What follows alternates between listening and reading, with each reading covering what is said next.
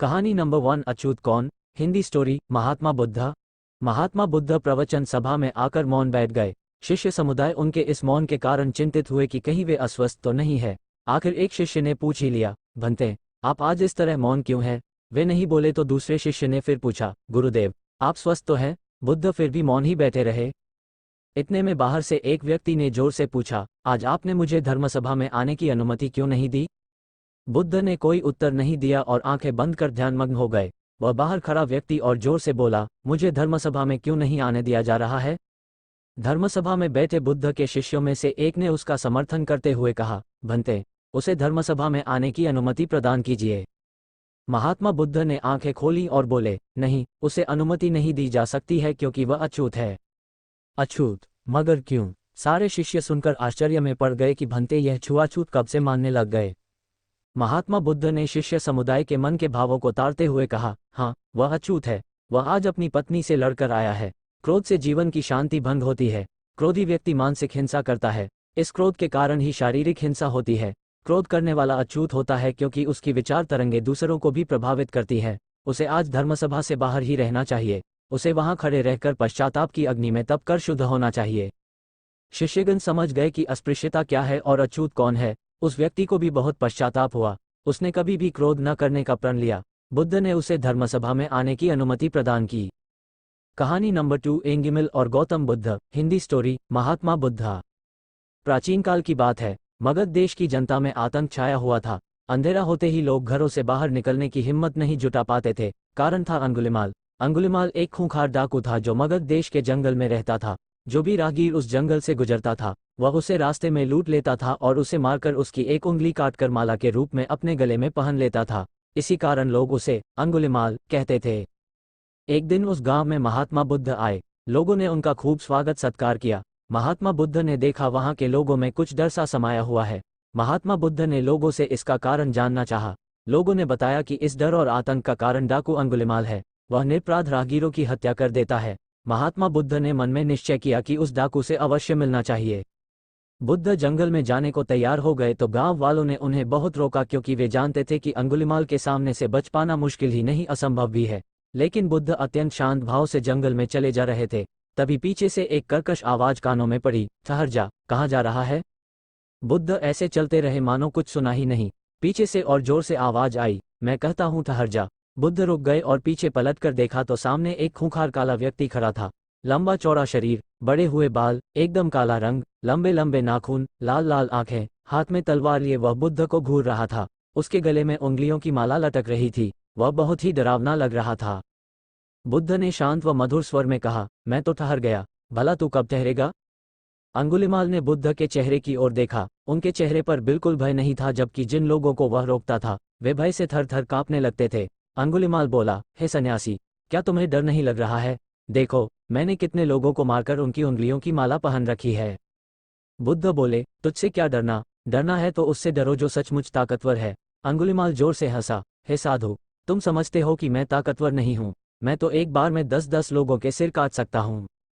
बुद्ध बोले, यदि तुम सचमुच ताकतवर हो तो जाओ उस पेड़ के 10 पत्ते तोड़ लाओ। अंगुलिमाल ने तुरंत 10 पत्ते तोड़े और बोला, इसमें क्या है? कहो तो मैं पेड़ ही उखाड़ लाऊं। महात्मा बुद्ध ने कहा, नहीं, पेड़ उखाड़ने की जरूरत नहीं है। यदि तुम वास्तव में ताकतवर हो तो जाओ इन पत्तियों को पेड़ में जोड़ दो। अंगुलिमाल क्रोधित हो गया और बोला, भला कहीं टूटे हुए पत्ते भी जुड़ सकते हैं?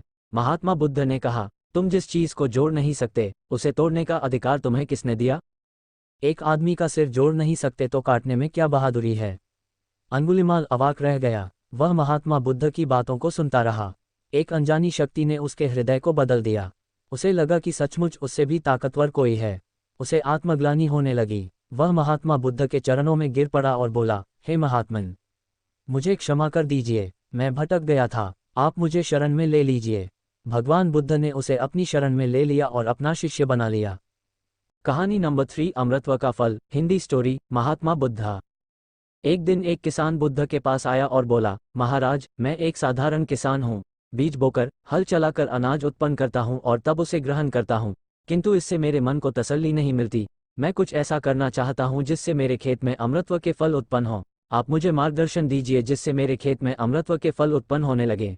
बात सुनकर बुद्ध मुस्कराकर बोले, भले व्यक्ति, तुम्हें अमृतत्व का फल तो अवश्य मिल सकता है, किंतु इसके लिए तुम्हें खेत में बीज न बोकर अपने मन में बीज बोने होंगे।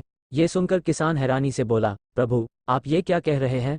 भला मन के बीज बोकर भी फल प्राप्त हो सकते हैं? बुद्ध बोले, बिल्कुल हो सकते हैं, और इन बीजों से तुम्हें जो फल प्राप्त होंगे वे वाकई साधारण न होकर अद्भुत होंगे, जो तुम्हारे जीवन को भी सफल बनाएंगे और तुम्हें नेकी की राह दिखाएंगे। किसान ने कहा, प्रभु तब तो मुझे अवश्य बताइए कि मैं मन में बीज कैसे बोऊं? बुद्ध बोले, तुम मन में विश्वास के बीज बोओ, विवेक का हल चलाओ, ज्ञान के जल से उसे सींचो और उसमें नम्रता का उर्वरक डालो। इससे तुम्हें अमृतत्व का फल प्राप्त होगा। उसे खाकर तुम्हारे सारे दुख दूर हो जाएंगे और तुम्हें असीम शांति का अनुभव होगा। बुद्ध से अमृतत्व के फल की प्राप्ति की बात सुनकर किसान की आंखें खुल गईं। वह समझ गया कि अमृतत्व का फल सद्विचारों के द्वारा ही प्राप्त किया जा सकता है। कहानी नंबर 4, लघु कहानियां। महात्मा बुद्ध, आम और बच्चे। गौतम बुद्ध किसी उपवन में विश्राम कर रहे थे। तभी बच्चों का एक झुंड आया और पेड़ पर पत्थर मारकर आम गिराने लगा। एक पत्थर बुद्ध के सर पर लगा और उससे खून बहने लगा। बुद्ध की आंखों में आंसू आ गए। बच्चों ने देखा तो भयभीत हो गए। उन्हें लगा कि अब बुद्ध उन्हें भला बुरा कहेंगे। बच्चों ने उनके चरण पकड़ लिए और उनसे क्षमा याचना करने लगे। उनमें से एक बच्चे ने कहा, हमसे बड़ी भूल हो गई है, मेरी वजह से आपको पत्थर लगा और आपके आंसू आ गए। इस पर बुद्ध ने कहा, बच्चों मैं इसलिए दुखी हूं कि तुमने आम के पेड़ पर पत्थर मारा तो पेड़ ने बदले में तुम्हें मीठे फल दिए, लेकिन मुझे मारने पर मैं तुम्हें सिर्फ भय दे सका। परिश्रम के साथ धैर्य भी। एक बार भगवान बुद्ध अपने अनुयायियों के साथ किसी गांव में उपदेश देने जा रहे थे। उस गांव से पूर्वी मार्ग में उन लोगों को जगह जगह बहुत सारे गड्ढे खुदे हुए मिले। बुद्ध के एक शिष्य ने उन गड्ढों को देखकर जिज्ञासा प्रकट की, आखिर इस तरह गड्ढे का खुदे होने का तात्पर्य क्या है? बुद्ध बोले, पानी की तलाश में किसी व्यक्ति ने इतने गड्ढे खोदे हैं। यदि वह धैर्यपूर्वक एक ही स्थान पर गड्ढा खोदता तो उसे पानी अवश्य मिल जाता, पर वह थोड़ी देर गड्ढा खोदता और पानी न मिलने पर दूसरा गड्ढा खोदना शुरू कर देता। व्यक्ति को परिश्रम करने के साथ धैर्य भी रखना चाहिए। अमृत की खेती। एक बार भगवान बुद्ध भिक्षा के लिए एक किसान के यहाँ पहुंचे। तथागत को भिक्षा के लिए आया देखकर किसान उपेक्षा से बोला, श्रमण मैं हल जोतता हूँ और तब खाता हूँ, तुम्हें भी हल जोतना और बीज बोना चाहिए और तब खाना खाना चाहिए। बुद्ध ने कहा, महाराज मैं भी खेती ही करता हूँ। इस पर किसान को जिज्ञासा हुई। बोले, गौतम मैं न तुम्हारा हल देखता हूँ, ना बैल और न ही खेती के स्थल, तब आप कैसे कहते हैं कि आप भी खेती ही करते हैं? आप कृपया अपनी खेती के संबंध में समझाएं। बुद्ध ने कहा, महाराज मेरे पास श्रद्धा का बीज, तपस्या रूपी वर्षा, प्रजा रूपी जोत और हल है, पाप भीरुता का दंड है, विचार रूपी रस्सी है, स्मृति और जागरूकता रूपी हल की फाल और पेनी है। मैं वचन और कर्म में संयत रहता हूँ। मैं अपनी इस खेती को बेकार घास से मुक्त रखता हूँ और आनंद की फसल काट लेने तक प्रयत्नशील रहने वाला हूँ। अप्रमाद मेरा बैल है, जो बाधाएं देखकर भी पीछे मुंह नहीं मोड़ता है। वह मुझे सीधा शांति धाम तक ले जाता है। इस प्रकार मैं अमृत की खेती करता हूँ। मृत्यु के उपरांत क्या? एक बार बुद्ध से मलुक्य पुत्र ने पूछा, भगवान आपने आज तक यह नहीं बताया कि मृत्यु के उपरांत क्या होता है। उसकी बात सुनकर बुद्ध मुस्कुराए। फिर उन्होंने उससे पूछा, पहले मेरी एक बात का जवाब दो। अगर कोई व्यक्ति कहीं जा रहा हो और अचानक कहीं से आकर उसके शरीर में एक विषबुझा बाण घुस जाए तो उसे क्या करना चाहिए? पहले शरीर में घुसे बाण को हटाना ठीक रहेगा या फिर देखना कि बाण किधर से आया है और किसे लक्ष्य कर मारा गया है? मलुक्य पुत्र ने कहा, पहले तो शरीर में घुसे बाण को तुरंत निकालना चाहिए, अन्यथा विष पूरे शरीर में फैल जाएगा। बुद्ध ने कहा, बिल्कुल ठीक कहा तुमने। अब ये बताओ कि पहले इस जीवन के दुखों के निवारण का उपाय किया जाए या मृत्यु की बाद की बातों के बारे में सोचा जाए? मलुक्य पुत्र अब समझ चुका था और उसकी जिज्ञासा शांत हो गई। बुद्ध ने कहा, सबका हित करो। एक दिन एक व्यक्ति बुद्ध के पास पहुंचा। वह बहुत अधिक तनाव में था। अनेक प्रश्न उसके दिमाग में घूम घूम कर उसे परेशान कर रहे थे, जैसे आत्मा क्या है, आदमी मृत्यु के बाद कहाँ जाता है, सृष्टि का निर्माता कौन है, स्वर्ग नरक की अवधारणा कहाँ तक सच है और ईश्वर है या नहीं। उसे इन प्रश्नों के उत्तर नहीं मिल रहे थे। जब वह बुद्ध के पास पहुंचा तो उसने देखा कि बुद्ध को कई लोग घेर कर बैठे हैं। बुद्ध उन सभी के प्रश्नों व जिज्ञासाओं का समाधान अत्यंत सहज भाव से कर रहे हैं। काफी देर तक ये क्रम चलता रहा, किंतु बुद्ध धैर्यपूर्वक हर एक को संतुष्ट करते रहे। बेचारा व्यक्ति वहां का हाल देखकर परेशान हो गया। उसने सोचा कि इन्हें दुनियादारी के मामलों में पड़ने से क्या लाभ, अपना भजन करें और बुनियादी समस्याओं से ग्रस्त इन लोगों को भगाएं। किंतु बुद्ध का व्यवहार देखकर तो ऐसा लग रहा था मानो इन लोगों का दुख उनका अपना दुख है। आखिर उस व्यक्ति ने पूछ ही लिया, महाराज आपको इन सांसारिक बातों से क्या लेना देना? बुद्ध बोले, मैं ज्ञानी नहीं हूँ और इंसान हूँ। वैसे भी वह ज्ञान किस काम का, जो इतना घमंडी और आत्मकेंद्रित हो कि अपने अतिरिक्त दूसरे की चिंता ही न कर सके। ऐसा ज्ञान तो अज्ञान से भी बुरा है। बुद्ध की बातें सुनकर व्यक्ति की उलझन दूर हो गई। उस दिन से उसकी सोच व आचरण दोनों बदल गए। कथा का सार यह है कि ज्ञान तभी सार्थक होता है जब वह लोक कल्याण में संलग्न हो। भरतलाल शर्मा। बुद्ध ने युवक को सत्संग का महत्व समझाया। महात्मा बुद्ध एक गांव में ठहरे हुए थे। वे प्रतिदिन शाम को वहां पर सत्संग करते थे। भक्तों की भीड़ होती थी, क्योंकि उनके प्रवचनों से जीवन को सही दिशा बोध प्राप्त होता था। बुद्ध की वाणी में गजब का जादू था। उनके शब्द श्रोता के दिल में उतर जाते थे। एक युवक प्रतिदिन बुद्ध का प्रवचन सुनता था। एक दिन जब प्रवचन समाप्त हो गए तो वह बुद्ध के पास गया और बोला, महाराज, मैं काफी दिनों से आपके प्रवचन सुन रहा हूँ, किंतु यहाँ से जाने के बाद मैं अपने गृहस्थ जीवन में वैसा सदाचरण नहीं कर पाता जैसा यहाँ से सुनकर जाता हूँ। इससे सत्संग के महत्व पर शंका भी होने लगती है। बताइए, मैं क्या करूँ? बुद्ध ने युवक को बांस की एक टोकरी देते हुए उसमें पानी भरकर लाने के लिए कहा। युवक टोकरी में जल भरने में असफल रहा। बुद्ध ने ये कार्य निरंतर जारी रखने के लिए कहा। युवक प्रतिदिन टोकरी में जल भरने का प्रयास करता, किंतु सफल नहीं हो पाता। कुछ दिनों बाद बुद्ध ने उससे पूछा, इतने दिनों से टोकरी में लगातार जल डालने से क्या टोकरी में कोई फर्क नजर आया? युवक बोला, एक फर्क जरूर नजर आया है।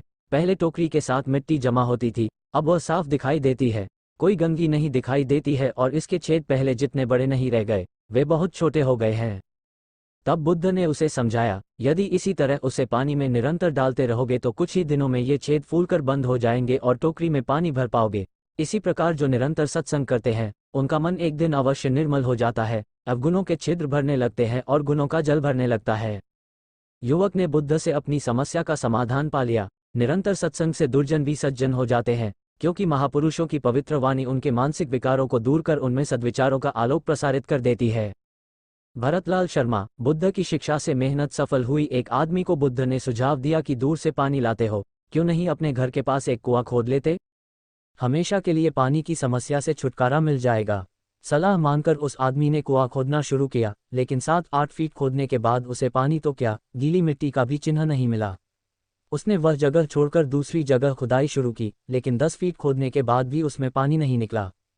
उसने फिर तीसरी जगह कुआं खोदना शुरू किया, लेकिन यहाँ भी उसे निराशा ही हाथ लगी।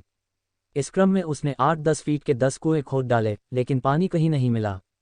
वह निराश होकर बुद्ध के पास गया। उसने बुद्ध को बताया कि मैंने 10 कुएं खोद डाले, मगर पानी एक में भी नहीं निकला। बुद्ध को आश्चर्य हुआ।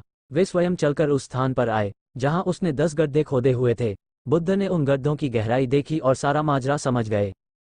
फिर वे बोले, 10 कुएं खोदने की बजाय एक कुएं में ही तुम अपना सारा परिश्रम लगाते तो पानी कब का मिल गया होता। तुम सब गड्ढों को बंद कर दो, केवल एक को गहरा करते जाओ, पानी निकल आएगा। उसने बुद्ध की बात मानकर ऐसा ही किया। परिणामस्वरूप कुआं पूर्ण होते ही पानी निकल आया। सबने भगवान बुद्ध की जय जयकार की। भरतलाल शर्मा। बुद्ध के ज्ञान से सेठ ने पाया सुख। धन्ना सेठ के पास 7 पुश्तों के पालन पोषण जितना धन था। उसका व्यापार चारों तरफ फैला हुआ था, किंतु फिर भी उसका मन अशांत रहता था। कभी धन की सुरक्षा की चिंता, तो कभी व्यापारिक प्रतिस्पर्धा में आगे निकलने का तनाव। चिंता और तनाव के कारण वह अस्वस्थ रहने लगा। उसके मित्र ने उसकी गिरती दशा देखी तो उसे बुद्ध के पास जाने की सलाह दी। सेठ बुद्ध के पास पहुंचा और अपनी समस्या बताई। बुद्ध ने उसे सांत्वना देते हुए कहा, तुम घबराओ मत, तुम्हारा कष्ट अवश्य दूर होगा, बस तुम यहाँ कुछ दिन रहकर ध्यान किया करो।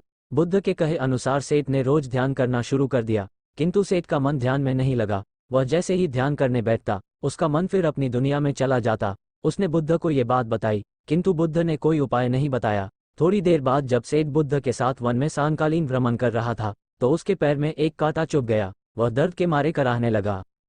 बुद्ध ने कहा, बेहतर होगा कि तुम जी कड़ा कर कांटे को निकाल दो, तब इस दर्द से मुक्ति मिल जाएगी। सेठ ने मन कड़ा कर कांटा निकाल दिया, उसे चैन मिल गया। तब बुद्ध ने उसे समझाया, ऐसे ही लोभ, मोह, क्रोध, घमंड व द्वेष के कांटे तुम्हारे मन में गड़े हैं।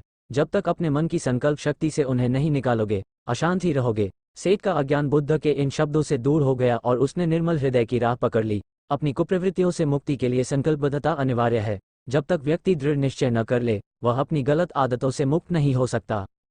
भरतलाल शर्मा। बुद्ध की शिक्षा से गांव का उद्धार हुआ। एक युवक ने बुद्ध से आकर कहा, मेरा गांव अशिक्षित है। मैं अपने परिवार से झगड़कर थोड़ा बहुत पढ़ पाया हूँ। आगे और पढ़ना चाहता हूँ, किंतु सभी रोक रहे हैं। घर के लोग सोचते हैं कि खेती में खूब पैसा है और उसके लिए किसी शिक्षा की आवश्यकता नहीं है। यही सोच गांव वालों की भी है। कृपया आप मेरे गांव चलकर वहां शिक्षा का प्रसार करवाइए। बुद्ध युवक की बात मानकर गांव आ गए। धर्मवीरू ग्रामीणों ने बुद्ध का सत्कार किया और रोज उनके प्रवचन सुनने आने लगे। बुद्ध जब भी शिक्षा का महत्व बताते, ग्रामीण विरोधी मत रखते। एक दिन एक महिला अपने 5 साल के बच्चे के लिए पूछने लगी कि उसे किस उम्र से शिक्षा दिलवाएं। तब बुद्ध ने समझाया कि तुम्हें तो 5 वर्ष पूर्व उसकी शिक्षा शुरू कर देनी थी। उसे क्या खाना है, क्या नहीं, कैसे वह क्या बोलना है आदि बातें शुरू से सिखाओगी, तभी तो वह अपना उचित ख्याल रख सकेगा। बुद्ध की यह बात महिला सहित सभी ग्रामीणों को समझ में आ गई। उन्होंने अपने बच्चों को विद्यालय भेजना शुरू किया। ये समय वर्षा का था। युवक ने लोगों को जल संग्रहण की तकनीक बताई। अधिकांश ने उपहास किया, किंतु युवक अपना काम करता रहा। बुद्ध का सहयोग प्राप्त था, इसलिए किसी ने उसका खुलकर विरोध नहीं किया। जब गर्मी में भीषण जल संकट के कारण फसलें सूखने लगी, तो युवक ने कुएं खुदवाए, जिनमें जल संग्रहण की तकनीक के कारण खूब पानी निकला। ग्रामीण अब शिक्षा का महत्व समझ चुके थे। धीरे धीरे संपूर्ण गांव शिक्षित हो गया। ज्ञान हर उम्र में अर्जित किया जा सकता है। यही ज्ञान हमें जीवन में आने वाली समस्याओं के समाधान की राह सुझाता है। कहानी नंबर 5, अमरपाली और महात्मा बुद्ध। हिंदी स्टोरी, महात्मा बुद्ध। आम्रपाली बौद्ध काल में वैशाली के वृज्रसेन की इतिहास प्रसिद्ध लिच्छवी राज नृत्यांगना थी। इनका एक नाम अम्पली या एम्पालिका भी है। आम्रपाली अत्यंत सुंदर थी और कहते हैं जो भी उसे एक बार देख लेता वह उस पर मुग्ध हो जाता था। अजातशत्रु उसके प्रेमियों में था और उस समय के उपलब्ध साहित्य में अजातशत्रु के पिता बिंबिसार को भी गुप्त रूप से उसका प्रणयार्थी बताया गया है। आम्रपाली को लेकर भारतीय भाषाओं में बहुत से काव्य, नाटक और उपन्यास लिखे गए हैं। एक बार की बात है, महात्मा बुद्ध अपने शिष्यों के साथ घूमते हुए वैशाली नगरी में पहुंचे। वैशाली को उस समय 16 महाजनपदों में एक महत्वपूर्ण जनपद माना जाता था, जिसकी ख्याति दूर दूर तक फैली हुई थी। यह नगरी परम वैभवशाली और हर तरफ से संपन्न थी। महात्मा बुद्ध के आने की बात पूरे नगर में फैलते देर न लगी। जिसे जब पता चलता वह तभी उनसे मिलने पहुंच जाता और उनके उपदेश सुनकर खुद को भाग्यशाली समझता। बुद्ध का चरित्र ही ऐसा प्रभावशाली था कि उनसे प्रभावित हुए बिना कोई नहीं रह सका। उस नगर की गणिका और राजनर्तकी आम्रपाली भी बुद्ध से मिलने की इच्छुक थी। वह खुद महात्मा बुद्ध के पास चलकर आई और उन्हें अपने घर भोजन के लिए आमंत्रित किया। उसने इतने सरल और प्रेम भाव से बुद्ध से विनती की कि बुद्ध मना नहीं कर सके। जब ये बात उनके शिष्यों को पता चला कि महात्मा बुद्ध ने एक गणिका का आमंत्रण स्वीकार किया है तो सबने इसका विरोध किया। महात्मा बुद्ध ने बड़ी सरलता से अपने शिष्यों से कहा, मैंने तो उसकी प्रेम भावना देखी। उसने जिस भावना से मुझे बुलाया है वह बिल्कुल पवित्र और निश्चल था। वह आज मुझसे मिलने एक गणिका बनकर नहीं बल्कि एक भक्ति भाव से आई थी। फिर भला मैं कैसे उसका आमंत्रण स्वीकार न करता, वह चाहे एक वेश्या हो या फिर कोई सन्यासी। यथासमय बुद्ध आम्रपाली के घर भोजन के लिए गए। वह पहले से ही भोजन की सारी व्यवस्था करके भगवान बुद्ध के आने की राह देख रही थी। मन में यह विचार भी आ रहा था कि कहीं बुद्ध अपनी बात से मुकर न जाए। इतने बड़े सन्यासी भला क्यों एक वेश्या के बुलाने पर उसके घर आकर भोजन करेंगे। परंतु जैसे ही आम्रपाली ने बुद्ध को अपने घर आते देखा, उसकी प्रसन्नता का ठिकाना न रहा। वह दौड़कर दरवाजे पर गई और उनका स्वागत किया। खुद अपने हाथों से भोजन परोसा और उनकी अवगत की। महात्मा बुद्ध के शिष्यों ने जो उनके साथ आए थे, जब एक वेश्या को, जिसके कदमों में खुद सम्राट बिंबिसार से लेकर अजातशत्रु थे, पूरी वैशाली जिसके एक झलक पाने के लिए तरसती थी, उसे एक सन्यासी के लिए ऐसा व्यवहार करते देख बुद्ध के शिष्यों के मन में अपने गुरु के लिए सम्मान और ज्यादा बढ़ गया। आम्रपाली ने महात्मा बुद्ध के व्यक्तित्व के बारे में जैसा सुना था, उनसे मिलने के बाद वह उससे ज्यादा प्रभावित हुई और उसी समय वह बुद्ध की शरण में चली गई। अपनी सारी संपत्ति वह बौद्ध मठ के नाम करके आजीवन भिक्षुनी बन गई। कहानी नंबर 6, उत्तम व्यक्ति कौन। हिंदी स्टोरी, महात्मा बुद्ध। बहुत पुरानी बात है। गौतम बुद्ध एक शहर में प्रवास कर रहे थे। उनके कुछ शिष्य भी उनके साथ थे। उनके शिष्य एक दिन शहर में घूमने निकले तो उस शहर के लोगों ने उन्हें बहुत बुरा भला कहा। शिष्यों को बहुत बुरा लगा और वे वापस लौट गए। गौतम बुद्ध ने जब देखा कि उनके सभी शिष्य बहुत क्रोध में दिख रहे हैं तो उन्होंने पूछा, क्या बात है, आप सभी इतने तनाव में क्यों दिख रहे हैं। तभी एक शिष्य क्रोध में बोला, हमें यहाँ से तुरंत प्रस्थान करना चाहिए। जब हम बाहर शहर में घूमने गए तो यहाँ के लोगों ने बिना वजह हमें बहुत बुरा भला कहा। जहाँ हमारा सम्मान न हो वहाँ हमें एक पल भी नहीं रहना चाहिए। यहाँ के लोग सिर्फ दुर्व्यवहार के सिवा कुछ जानते ही नहीं हैं। गौतम बुद्ध ने मुस्कुराकर कहा, क्या किसी और जगह पर तुम सद्व्यवहार की अपेक्षा रखते हो। दूसरा शिष्य बोला, इस शहर से तो भले लोग ही होंगे। तब गौतम बुद्ध बोले, किसी जगह को सिर्फ इसलिए छोड़ देना गलत होगा कि वहाँ के लोग दुर्व्यवहार करते हैं। हम तो संत हैं, हमें तो कुछ ऐसा करना चाहिए कि जिस स्थान पर भी जाएं, उस स्थान को तब तक न छोड़े जब तक अपनी अच्छाइयों से वहाँ के लोगों को सुधार न दें। हम जिस भी स्थान पर जाएं वहाँ के लोगों का कुछ न कुछ भला करके ही वापस लौटें। हमारे अच्छे व्यवहार के बाद वह कब तक बुरा व्यवहार करेंगे, आखिर में उन्हें सुधरना ही होगा। वास्तविकता में संतों का कार्य तो ऐसे लोगों को सुधारना ही होता है। सही चुनौती वो है जब हम विपरीत परिस्थितियों में खुद को साबित कर सकें। ये सभी बातें सुनकर बुद्ध के प्रिय शिष्य आनंद ने प्रश्न किया, उत्तम व्यक्ति किसे कहते हैं।